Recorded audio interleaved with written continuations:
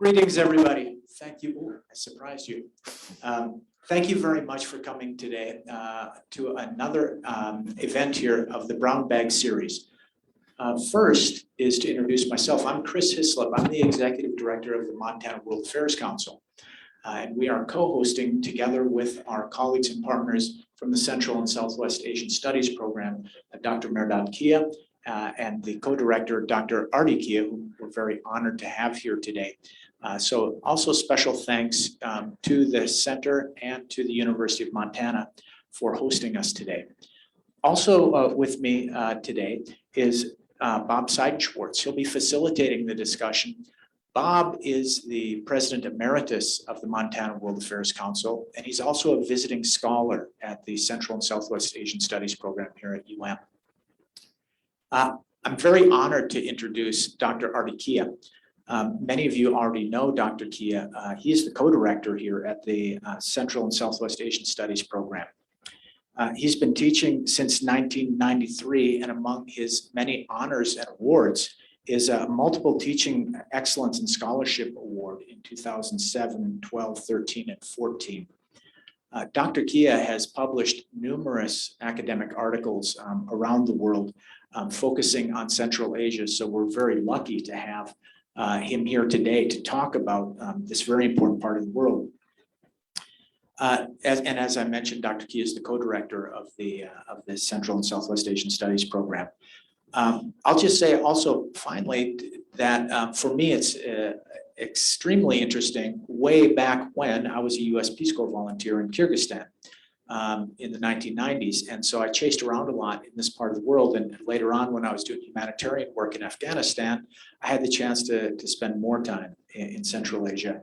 And while for some, this part of the map seems a bit terra incognito, or it seems very, very far away, for those of us who know better, we know how important this part of the world is in terms of geopolitics, in terms of economics, and in terms of cultural, social interaction across all of history, in fact. And so it's in the news again, of course, with the situation in Afghanistan, but that's not the only thing, of course, that happens in Central Asia. And so I know, like you, I'm really looking forward to hearing Dr. Kia tell us a little bit more about the centrality of Central Asia. So thank you again for coming.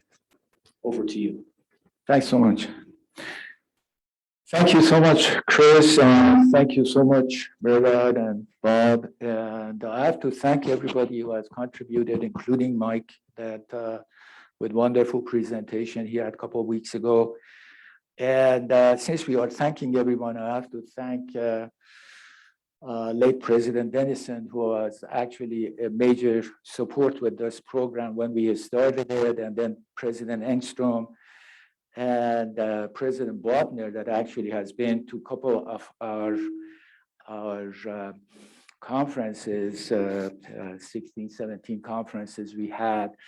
And although the last conference, that was the 18th conference, was postponed because of coronavirus and the epidemic, primarily seems like we're gonna have that conference this spring. That is for most part, like in April. So you are all invited to come to that conference. And for those conferences, we had guests from Washington, from overseas, Central Asia, other universities. What we're going to be doing today, as far as since I got about 6,000, 7,000 images to choose few for. They said that I have 35 minutes, at most 40 minutes, and then we're going to open up for questions. We're going to be asking your questions, and we're going to be answering them, addressing them. And in that sense, they are number of issues that we're going to be dealing with and talking about Central Asia. And let's start with, let's see if this thing works. And let's start with the So when we talk about Central Asia, primarily looking at the map, Kazakhstan, Kyrgyzstan, Tajikistan, Uzbekistan, and Turkmenistan primarily, why is it, how is it that we cannot find any of these names in any history book, any cultural studies book? These are all fabricated type of names, made up names made by Stalin somewhere between 1924 to 1936. And this is kind of, we are talking about 120 different nationality, ethnicities living within this area. This is the western part of Central Asia we are dealing with. As you see, like the area that Turkmenistan primarily and Uzbekistan, they were created in 1924. Tajikistan was created 1929, Kyrgyzstan and Kazakhstan 1936. So these are based on a colonial concept of divide and rule, and primarily is a late second half of 19th century concept that very Germanic, Italian. In fact, Bismarck thought that the world can be divided into nation state, although we are dealing with multinational, multi-ethnicity, type of people within each of these entities we are dealing with. So the question was brought up that people had the feeling that in 1991, when the disintegration and fall of Soviet Union happens, that this formation that you see all straight down, there is like, seems like Stalin, after a couple of shots of vodka, started making this fabricated map, and then, you know, I said, what the hell? Like, he just drew a line and said, that's it, yeah, take it, yeah, that's that. These are the new countries we are dealing with. So, but nowadays, when we are dealing with Central Asia, because of this, because of independency of this new republics, we are dealing with new names that we are dealing with Europeans somehow being able to travel through. Like the first time actually we traveled to at the time of Soviet Union, we were accompanied with intelligence, with police, and that was good because you need safety, security. We didn't know where we were and where we were going as teenagers.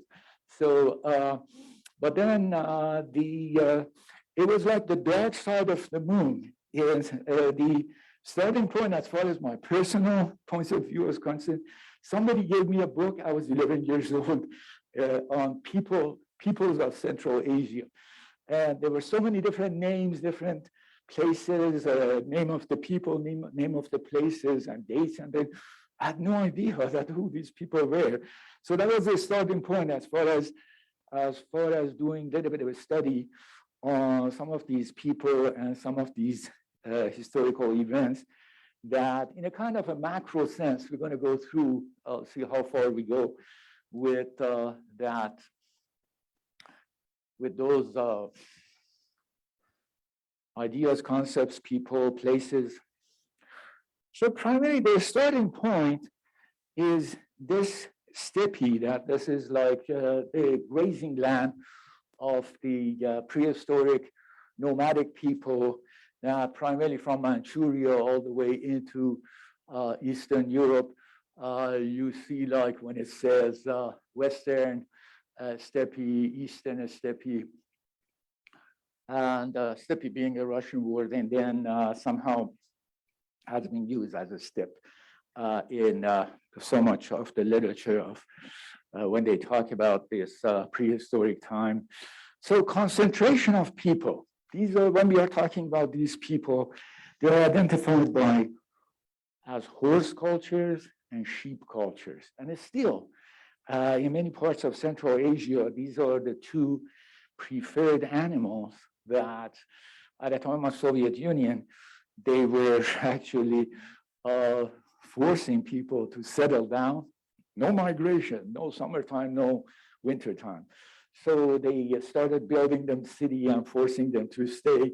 If they were not in towns or cities in later 20s, 30s, 40s, they were in collective. Central Asia had gigantic thousands of these kolkhozes that kolkhoz-like collectives, mostly were cotton collectives that we are dealing with. So everybody was moved to these fields, to these collectives. Now, when we are dealing with the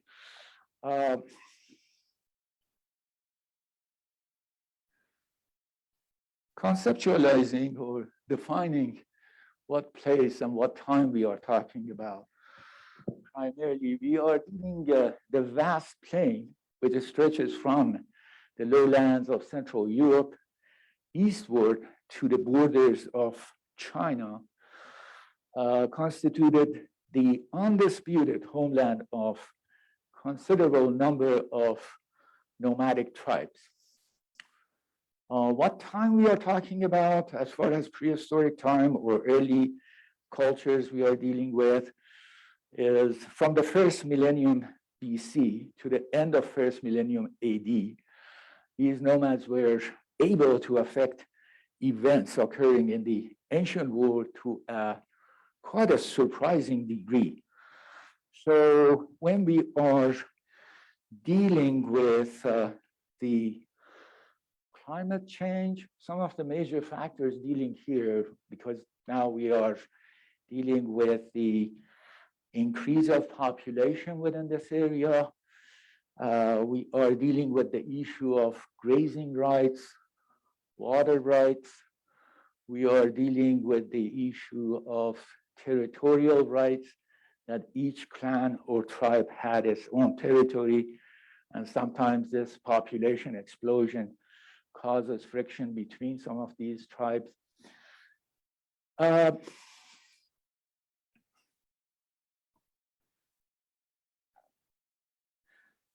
Now, when you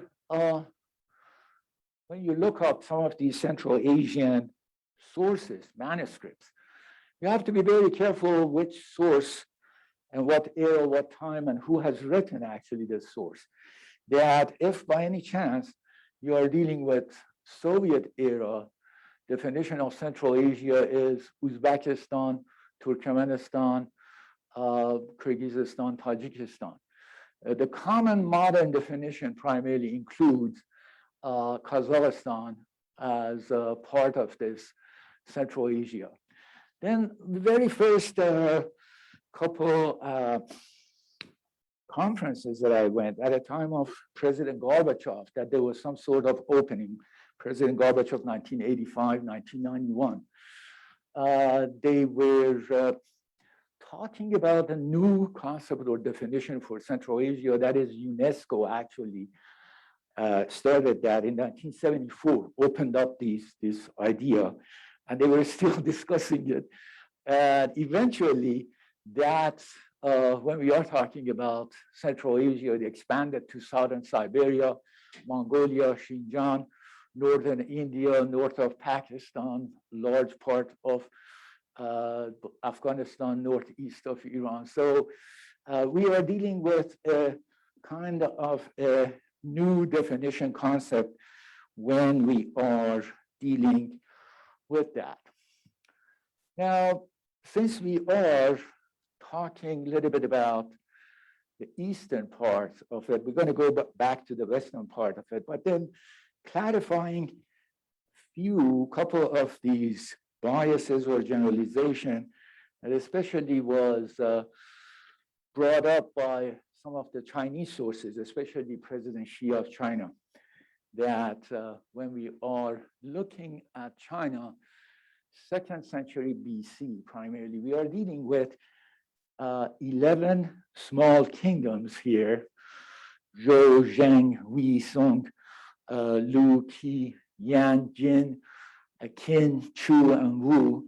And if you look at number 9, Qin, and some of the sources Qin, some sources Chin, this is the source that primarily from the western part of this area, the first emperor of China, Shi Huangdi, who was a Qin emperor, actually Shi Huangdi, S-H-I, Huang, Huang, D-I, Shi Huangdi, the first emperor of China. he actually expanded his territory into this area. So just have in mind that this is 2nd century BC we are dealing with, and moving into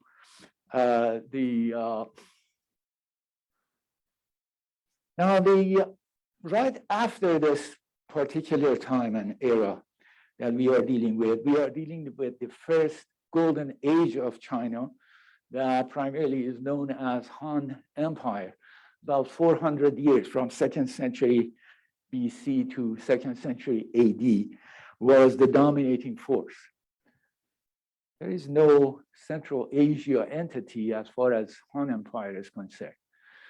Now, this is the first empire. Now, this is 135 BC we are dealing with, 2nd century BC we are dealing with. To northwest of China, we are dealing with Huns in the Western history, Huns, or Qiangnu, as Chinese call them, and composed of 24 tribes. And when we are dealing with trade and commerce, the start of trade and commerce in the world, or from this angle, this point of view, primarily this is the time that Han Wudi, the most powerful emperor of Han dynasty, Han Wudi, H-A-N, just like Han, Wudi, W-U-D-I, he said that, well, we have to find allies to the West and expand our trade and commerce into those areas, especially production of silk, that in ancient time, early ancient time, it was exclusively made for aristocracy, nobility, royalty, not for commoners. But it said that we're going to mass produce silk and we're going to be exporting silk. And that was the beginning of, some of you guys are in Silk Road, have been in Silk Road, and you're pretty familiar with that, that besides silk, so many other ideas and concepts, definitions, and other items actually travel through. So now the consequences of this is something that has not been given that much attention within Western type of pieces of literature, history, that when the Han Empire, Han Wudi, collaborated with 8 of these 24 tribes against 16 of them, pushing them westward, the consequences of that was severe. That we're going to be looking briefly at Hunnic Empire. These are Huns that we talked about, Qiangnu we were talking about. For 453 AD, they are in the heart of Europe. And all these demographical changes that happens in the 5th century in Europe actually is based on this particular invasion by Hunnic Empire. These are those 16 tribes that they are moving westward. And Attila the Hun goes all the way, this when we are talking about the heart of the 5th century, to Rome. And here is Pope Leo the Great visiting Attila the Hun, 453. That primarily, it is Pope Leo the First, that because of preventing or stopping Attila as far as invading Italy or massacring people, somehow he was given the name Leo the Great. So this was like an act of a savior as far as the Han invasion is concerned. Now, since we have a few minutes, so I thought to bring it up because this saves the rest of Europe. Otherwise, Huns would have wiped out the rest of the Europe. Now, the President Xi actually claimed that this area, Central Asia, was part of China since prehistoric time. And when we look at the Central Asia, this is Xinjiang area, primarily Tian Shan Mountains, Kunlun Mountains, Often what Chinese did, they were issuing images of Taklamakan Desert. This is Taklamakan Desert that we are dealing, or Tarim Basin, they call it. All these hundreds of these rivers and streams pour in Tarim River, and Tarim goes to where it's called Lop Nur, that by May, it's a gigantic Lop Nur, Lopnur. Lop means body, Nur means light. That from travelers from a distance, they saw the reflection of light coming from this area. But by the end of summer, primarily, it turns to swamp area or small lakes, scattered lakes. Now, this particular area, that somehow there were rumors that so many people have died crossing it, has turned to breadbasket of China. Something that people have not been watching, that now there are hundreds of dams and dikes. You see how much water is wasted coming from the mountains. Now they are cultivating various organic products, and Xinjiang has become like the breadbasket of China. Now, since that claim was brought up by China, has this problem that now they are referred as separatists when we are talking about Inner Mongolia, when we are talking about Xinjiang, when we are talking about Tibet, that primarily 1.5 million people have died in Tibet fighting Chinese, 1.3 million people in Xinjiang or in camps. And Inner Mongolia has been devastated by Chinese. So they are called separatists, and now Xinjiang with 25,000 troops was occupied, and now they have increased the troops to over 100,000 actually.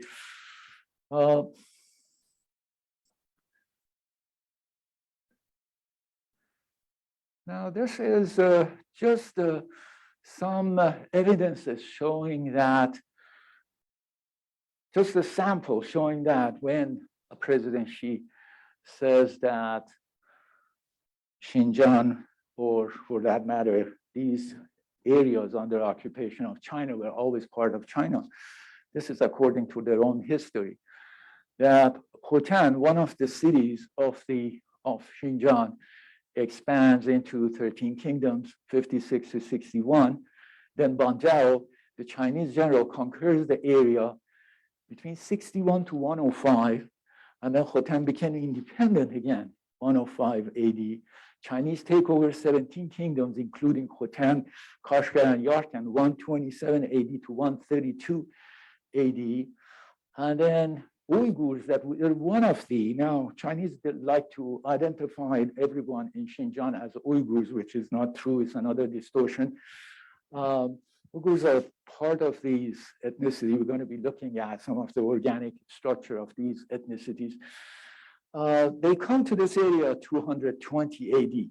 So there are other ethnicities within the area. In fact, now one of the footnotes we have to bring up is that the Han population, the Chinese Han population in Xinjiang, if you look at during the empire, 3 to 5%.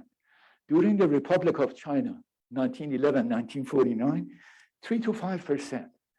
So how did it happen? That now we have over 51% Han Chinese in this area, primarily by mid-1990s, when President Clinton said that, oh, okay, these guys, just like Kazakhstan, Kyrgyzstan, 1991, the fall of Soviet Union, now we have independent republics. Now that excitement is in Xinjiang that maybe we can be independent like the other republics to the west of us. Now, maybe we have to have an election in this area. So on Chinese, the central government said, like, okay, we're gonna have an election. So in less than a couple of years, they moved millions of people into this area. And then they announced the fact that now we have 51% Han Chinese here, a place that it was always 3 to 5% Han Chinese. Now, okay, now let's have an election. So much for democracy. Chinese invasion of 692, 694. So what President Xi is saying is, again, another, he thinks that people don't read their histories. And this is the outcome of the very last policy that they have implemented in Xinjiang, dividing it into 80 different area into different regions, administrative divisions. So with the small divisions, they can have more control. It's decentralization of the area. As far as other ethnicities, you see that this is Tajik autonomous region. This is Kyrgyz autonomous region. These are Kazakh autonomous region. There are two Mongolian autonomous regions, north and south, that has not been given on this map. There is a Russian population to the north of here that they have fled Tsar Russia earlier to this area. And then at the time of Soviet Union, they have fled to this area. So in that sense, yeah, they are some Uyghurs, but not all of them are Uyghur. And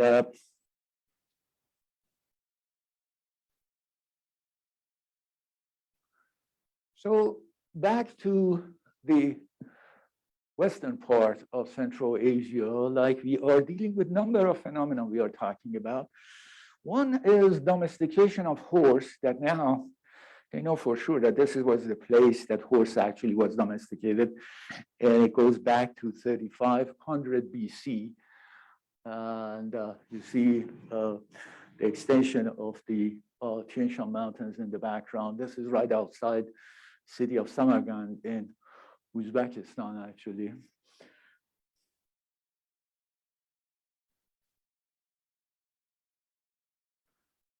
So one of the dominating cultures of this particular area is Andronovo culture, 2000 BC, 900 BC. This is a Bronze Age culture. When we are talking about BMAC, primarily Bactero-Margiana archaeological complex, and Yaz, that is another complicated, sophisticated culture within this area. Now, a lot of metal works were made during this time. Bronze Age, bronze metals, gold, and the traditional conventional sources said, oh yeah, they imported them from somewhere, or they were made somewhere else, and they brought them, I mean, from Manchuria to north of the Black Sea is about over 4,000 miles. So some of these people got on their mules or horses or camels and went all the way to the east or west to buy some of these stuff. Now they are making fun of actually of some of these biases against some of these cultures, in a sense that they say no other civilization and culture during this time has made that much of bronze and gold and silver pieces.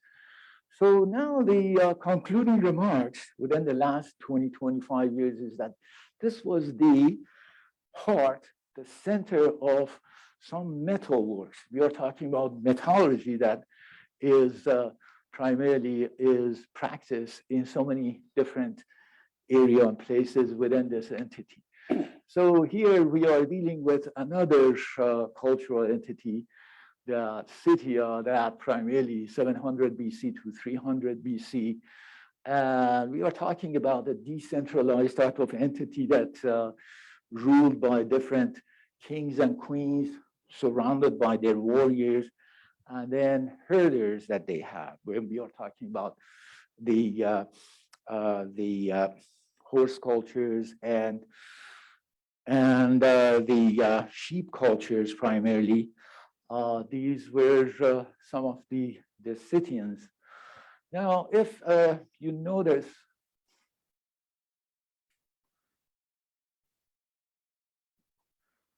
from the east part of this area, they have found quite a few hundreds of these mummified bodies that the oldest one is Beauty of Lulan, that is close to 4,000 years old.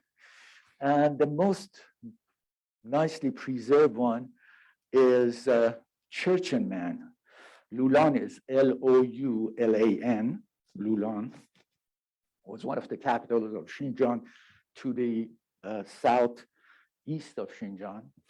And then Churchin Man also to the south of Xinjiang is the best nicely preserved mummified body that has been found. What you see here, this is the capital of Xinjiang, Urumqi, with this new museum.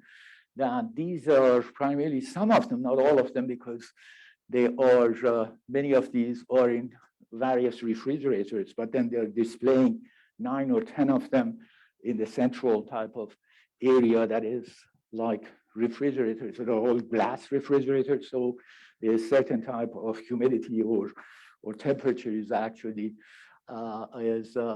they try to preserve them and keep them without getting disintegrated. And another very important matter that now they have found is the earliest developed spoke-wheeled horse chariot. The earliest chariot was found to the north of this area. Now they have found more chariots within the area, that when we are dealing that the idea of chariot somehow travels east, west, and south from the heart of Eurasia.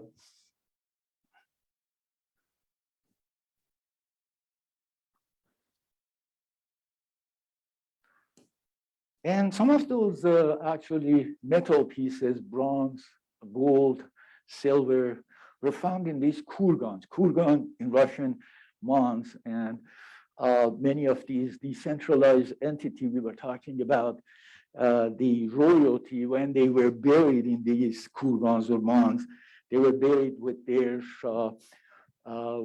personal belongings, and quite a few pieces of gold, silver, and other type of items were buried with them, based on the fact that we are dealing with the concept of life after death. This is part of that shamanism, that they believe that people literally don't die. They travel to a different world. So they took their favorite and the necessity objects they needed for that journey or that trip. What is significant about this piece? You remember from other classes? For the first time, you see they are wearing trousers, pants. They have found some trousers and pants. This is a few hundred years before Shi Huangdi actually changed the uniforms of Chinese. That, hey, we've got to change our uniforms to these guys' type of uniform, because you cannot ride a horse nicely with a skirt on a horse.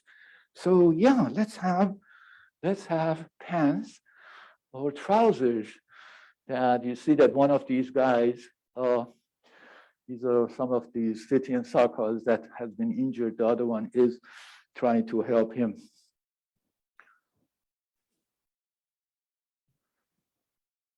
Now, talking about some of these areas that metallurgical type of pieces were made. This is Altai Mountains from north to south. And this is like Mongolia, Kazakhstan, southern Siberia, Minosinsk, Pazyryk, Katanda. These are some of the places that now they have been, between the two wars, 1920s, this area was excavated to some extent. by Grozanov. You will see the name on the thing. And then in 1940s by Rudenko, two of the Soviet archaeologists. And then there were reports of the fact that they have found furnaces. They have found those items that shows the fact that they were very capable of making some of these metal pieces that we are dealing with. 1974, Kemal Akishev, one of the top very famous Kazakh architects, actually found this prints in funerary sites to the east of Kazakhstan. That is called Issyk city. And these are 4,000 pieces of gold woven together with gold strings. And look how sophisticated this metal work is as far as animals and humans and other type of metallurgical type of birds and animals have been composing this type of necklace that we are looking at. Fascinating metal works. How are we doing? And Hermitage Museum in St. Petersburg. That when Peter the Great in 1715, he was building, he moved the capital from Moscow to St. Petersburg. Then he was building this museum next to his palace. And the second floor of this museum, Hermitage Museum, has how many of these gold pieces? Anybody remember? More than 20,000 of these gold pieces. Is Fort Knox has the largest number of gold pieces that they have found. In fact, there was a campaign penetrating into the Kazakh land a couple of years after the start of the war in 1715. His commanders come and put like 5 of these gold pieces on his desk. I said, where do you get these pieces from? He said, from your people. I said, my people? What are you talking about? He said, well, you know, you have moved some Russians into this area. They go and break into the old kurgans, into the old mines, and they take these to the markets and they sell them. So, he said that go and put a sign that this is a no-no, and buy every single item that you think that it's worth to buy it for me. So when we are talking about the collection of Peter the Great moving to that Hermitage Museum and then expanding over 20,000 of these gold pieces, that is goes back into the time. So, and then Natalia prosmock, a couple of years after the fall of Soviet Union, 1993 actually, he found this princess or queen in ice in southern Siberia, where remember we were looking at Minosinsk, very close to Minosinsk, that's between Mongolia, Kazakh, and southern Siberia, Russia. So this particular area was so close to Mongolian border that when grave robbers came to break in those mines, the Mongolian guards shoot the machine guns up in the air, so they fled. They didn't bother to, they couldn't do any type of damage to those graves. So eventually, Natalia prosmock actually won the highest prize of research from President Putin a few years ago. Let's see what is next. And this is from one of the bronze, actually, exhibition that I talked in Helena over a decade ago. Actually, there was a metals from Central Asia. They were traveling by Sackler Gallery, sponsored and financed, and fascinating pieces from this time. Oops.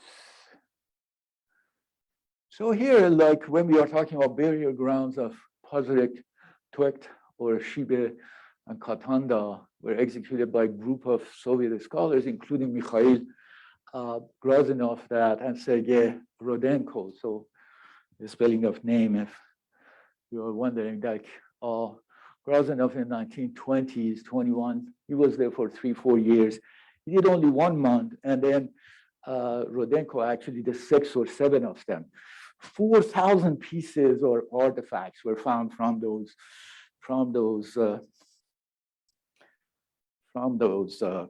kurgans. So it is right here we are talking. You see where Minushinsk is? This is Altai Mountains. And this is the close-up view from the shore of Ob River. In fact, Natalia prosmock that found, he said she is very bright. He said, okay, well, these guys found that many 4,000 pieces of gold, silver, and artifacts. And seems like this was a summer place. So they had a winter place somewhere else. So she took the Ob River and like some miles away from that area that they had done, the Pazyryk area, Minushinsk area, she found that the princess queen in ice that we were talking about. I think I'm going to stop here for questions. Is that a good time to stop? There are 60 more slides, but I don't think we have time for them. But then, if by any chance any of the questions relate to further slides, excuse me, I'm gonna just move the slides. So if you have questions, please go to the mic.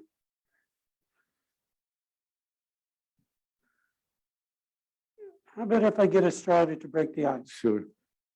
So if we were to look at the map where you showed the distinct countries, is it fair to characterize this general region as semi-arid in terms of its climate, mostly dry, depends on irrigation or mountain runoff?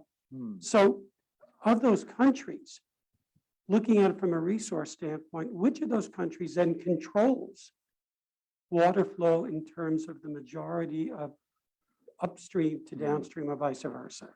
Yeah, excellent question. Central Asia, it's very contradictory. Like it is, we are talking about variations of temperature and climate. And when we are talking about, you mentioned upstream, that's a key terminology. That when we are talking about, you see it on the map, when we were talking about Kyrgyzstan and Tajikistan that are known as Switzerland of Central Asia, primarily, each of them has over 900 rivers coming down from glacier peak type of mountains. So we are dealing with very high mountains. In fact,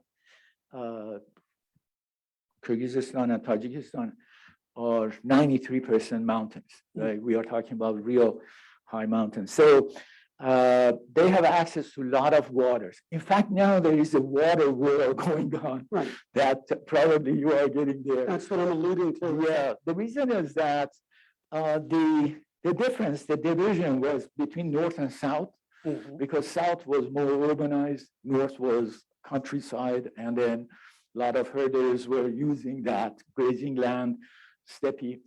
Now the division is east and west, because the heights with a lot of water, and then the lowlands that at the time of Soviet, they turned them into cotton fields, and now now Turkmenistan, a very poor state. Soviet Union was 15 states. Turkmenistan was one of the poorest, actually, but now is the 4th largest exporter of natural gas. So they have, with 5 million population, they have huge amount of power like financial power, hard money. So in that sense, yeah, they can buy and sell anything that they want when they have that much cash, hard cash. And then so is Kazakhstan, with huge amount of one company now. I believe that U.S. corporation can do miracles. One major company who actually walked in the first day after the fall of Soviet Union was Chevron. Chevron was very helpful to Kazakhstan and then the rest of these areas, that when we are talking about the tip of the Caspian Sea, there are two gigantic reservoirs of petroleum natural gas. One is Tengiz, T-E-N-G-I-Z, Tengiz oil field, very famous, very large. And then offshore, they found another one a couple of years after that. This is late 1990s, that Kashagan, K-A-S-H-A-G-A-N. Kashagan oil field is larger than Saudi Arabian oil fields altogether. I mean, it's gigantic. So when we are talking about all of a sudden, hard cash and money comes in, this is the time that 2006, they banned us, said no more help for Turkmenistan and Kazakhstan because now they are middle high class status they have. So in that sense, yeah, this is a different. Now, when they had when we are talking about, they had alliances actually with the rest of the former Soviet states to help each other. But as soon as this petrodollar boom started, they forgot about all the promises they had. So what has happened is that now Kyrgyzstan and Tajikistan have said, okay, if you are not helping us with financing some of these projects we have, we can actually play around with the water that comes down, because now Kyrgyzstan and Tajikistan are building 60-some dams, and hydroelectric power from those dams play a very important role. In fact, both of the countries, their revenue is going to be five times more than it was when these dams are finished. And now they are playing this type of things that, okay, we have so many dams, we can stop the water coming down. So your cultivating fields are going to be suffered from lack of water. So they play those type of games against each other. We've got a question? Yes. Thank you so much for your talk, Dr. Kia. And there's a very simple question I've always been curious about, and I thought I'd take this opportunity to ask. When we look at the introductory map of Central Asia, and we look at the commonly understood borders, is there a political, historical, or cultural reason that Kazakhstan ended up being so much larger than the other republics? I'm just curious about that. Thank you. Yeah, you're welcome. That's a very interesting question. Actually, Russians Soviet did not give any land to Kazakh because there was a civil war going on against Kazakh. If you look at, that's a very interesting question. If you look at Central Asia map during the time of Lenin, from like 1917 to 1924, before Stalin comes to power, that area that is Kazakhstan is part of Kyrgyzstan. It said Kyrgyz Soviet Socialist Republic. So they massacred 40% of Kazakh. That is why when Nursultan Nazarbayev, when the fall of Soviet Union happened at a time of President Bush's father, he came to the United States right away. And when he saw President Bush, he grabbed him, and President Bush was kind of surprised. What is this guy doing? What is this all about? So like he desperately wanted US help. When we are talking about Chevron going there, that was the reaction to, now there isn't much of time to talk about it, but that is an excellent question, that because of that friction that Kazakh had with Russia, besides the fact that besides Kazakh, they actually massacred 2/3 of Tatars. Before they massacred Kazakh, they went after Tatars. So the 1936 actually, Kazakhstan came to power. They separated it from Kyrgyzstan. That was Yeah, much later that they decided, okay, let's Kazakh have an entity. Yeah, it was. Early on in the lecture, you mentioned that the Xiongnu and the Huns were the same people. How and why did the Huns move from East Asia all the way up to Eastern Europe? Huns, yeah. Yeah. Han, HAN is the Chinese dynasty. Hun, HUN, or Huns is the Xiongnu that is called by Chinese. Well, they had no choice. They were chased by Chinese and the other 8 tribes. So they decided to move westward. And one thing that they noticed, that is an excellent question. They noticed that some of the tribal entities in Europe actually because of the fear of the Attila the Hun or Huns coming, they joined them not to lose their people. That was the case not only in this war, but when we are talking about the Mongol attack of 13th century. A lot of people actually, a lot of parties joined Mongols not to lose. The way that Mongols did like psychological type of warfare is that they killed few of the Uyghurs and said that you join us or we kill the rest of you guys. So they said, oh, okay, well, we don't want to get massacred by Mongols, so they joined them. You know, that type of thing. Yeah, we are talking about, it is also after disintegration of Rome that prior to, that's an excellent question, because prior to Huns or Xiongnu gets there, Visigoths actually take over Rome, and then Lombards take over Rome. And that is the time that already by the 334 AD, Emperor Constantine has moved the capital of Roman Empire from Rome to Constantinople or Constantinopolis. Yeah. Questions?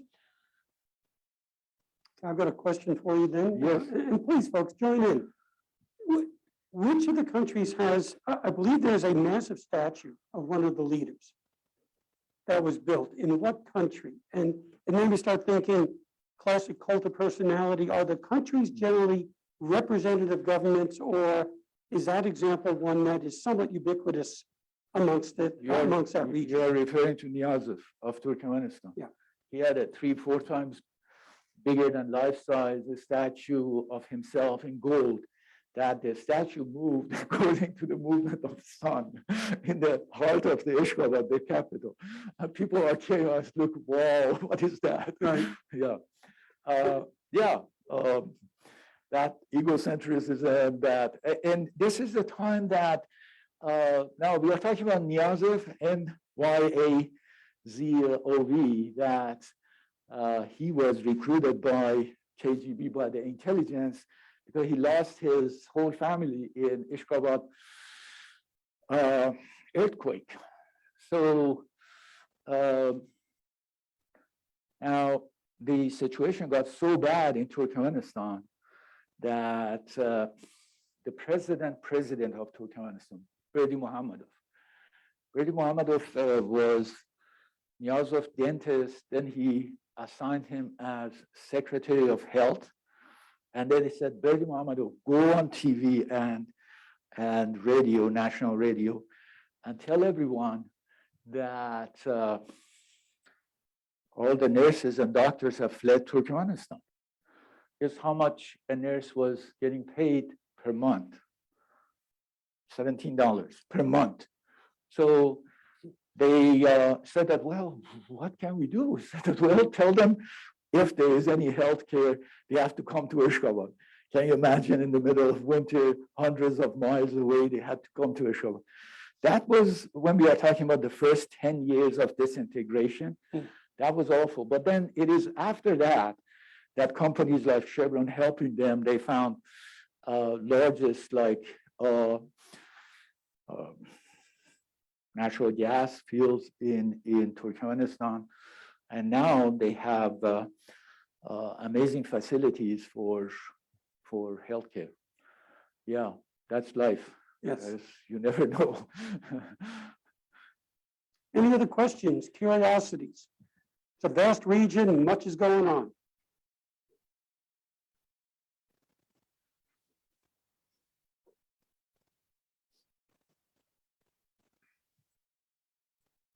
How are you? Doing well. Nice to meet you. All right, I was curious about the modern day borders drawing, and you were talking about they were mostly drawn during the Stalin era, Hmm. and I liked your analogy of Stalin being drunk on vodka, drawing the borders. But I was curious, why do these colonial borders stick, and why do we not see local populaces reject these ideas if they are multicultural, linguistic, Yeah. nationality? Yeah, excellent question. Yeah, thank you. Thank you, everyone. These borders are kind of, we talked about like divide and rule.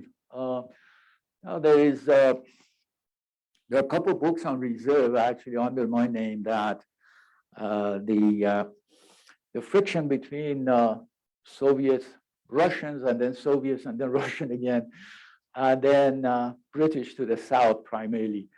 When we are talking about some of the southern states, like the way that Afghanistan in a hasty fashion in 1893 was created by British to stop the penetration of Russians into their dearest colony, India.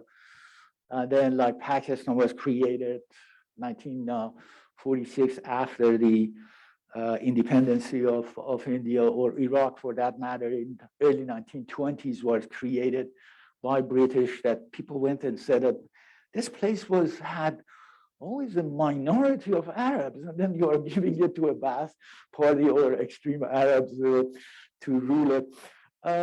Yeah, it's a gigantic mess as far as creating all these phony states that has not been in any history book, is not based on any historical or cultural matter. They're all, majority of them are very phony actually. Yeah, and people expected that things will change after the fall of Soviet Union, 1991. And we are still bound to, with all this Cold War going on and all these lines against what Stalin was doing or what was going on in Soviet Union for that 71, 72 years occupation, that nobody was allowed to travel through this area. When we were traveling, every 3-4 years, we traveled there like 7 times. They were saying, how come nobody comes to visit us? You know, still people are afraid, or they said, where are we going? Or what kind of place is that? Yeah, there are 120 some different nationality, ethnicities. And like Stalin decided to give to 5 of them a kind of a political entity. But what about, they said, what about us? What about, the other ethnicity nationality? Does that mean that we are secondary citizens? Uzbeks are one of the 120 different nationality ethnicities in Uzbekistan. And people were wondering that, why Uzbeks? Why Uzbekistan? Why can't you call it something else? Not identified with a specific ethnicity nationality. I think that's a very legit question. That is excellent question.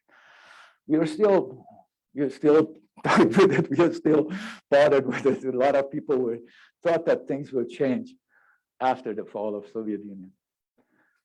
Dr. Kia, out of respect for, I know. Oh.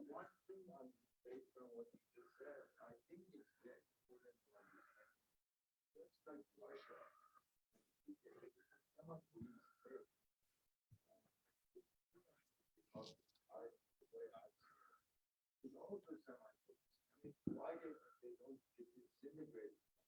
Question on Piazza and who is his model? Stalin. Right? Stalin has died, but Stalin is who's Putin? Is Stalin? Who is Piazza? Stalin. So I mean, the band is there, but the cult still survive. And the lack of democracy prevents people from choosing where they want to live. And this is absolutely correct. 120 different nationalities, the ethnic group gave them the right to vote. It's going to go to 120 different pieces. And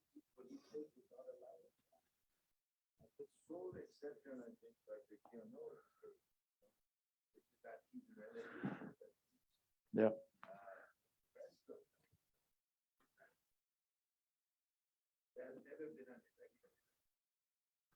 Yeah, except Agayev, the president of Kyrgyzstan. He was a laser physicist. He was not a member of KGB or Communist Party, and independently he was elected. The next country that was going actually was Tajikistan, that they had free election. After the Communist Party, actually, the next election they had, the Democratic Party of Tajikistan has won the election. 5 a.m, somebody knocks at the door of the head, like the head of the party, and shot them on the head. So we let Kyrgyzstan go. We don't let the other ones go. So when we are talking about Rahmanov or Karimov or Niyazov or Nazarbayev, you know, the president of others, they were members of the intelligence and Communist Party, and they continue. That's an excellent point. They continue the same type of mentality and attitude. That is, yeah, we are still dealing with that. Dr. Kia, as time is drawing close, Yeah. Any concluding remarks that you would like to share? And thank you for such an outstanding presentation. Well, thank you so much for your time, and I think the source of actually encouragement are wonderful students that we have had for the last 20 some years that I've been here, and we hope for the best, and we're going to have the 18th conference coming up. So hopefully this demonic coronavirus is going to be gone so people can travel and exchange ideas. And we'll take it from there. We hope for the best. Well, again, thank you so much. And Thanks. just a reminder, we'll be holding up, please. We'll have our last Brownbag on November 4th from noon to 1 o'clock. We'll stay a little bit later. I'm sure as Dr. Kia would stay a few minutes later here too if there's some additional questions. And good luck to everybody coming up on the holidays and your finals and such. So safe travels. Look forward to seeing you on the 4th, and take care. Thanks.